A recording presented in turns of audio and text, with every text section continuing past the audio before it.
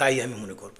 তারা এখানে যারা সরকার গঠন করেছেন, পলিটিক্যাল পার্টি, তারা যেমন, তার সঙ্গে যারা আমাদের মতো তথাকথিত বুদ্ধিজীবী যারা আমরা এটা বিপ্লব স্বীকার করি না বা বারবার এটাকে আমরা বলছি যে এটা একটা অভ্যুত্থান, বিপ্লব না, এই জাতীয় মানুষদের কারণেই কিন্তু এই অসুবিধাটা হয়েছে। তা যাই হোক, এটাকে একভাবে বলা যেতে পারে, আমি জানি না এটা ঠিক এইভাবে বাংলা করা যাবে কি না, যে অতি সাংবিধানিক একটা সরকার। অসাংবিধানিকটা না বলে অতি সাংবিধানিক, যেটা ইংরেজিতে বললে যদি বলি সিপ্রা কনস্টিটিউশনাল, এক্সট্রা কনস্টিটিউশনাল না বলে হয়তো সিপ্রা কনস্টিটিউশনাল একটা গভর্নমেন্ট বলা যেতে পারে।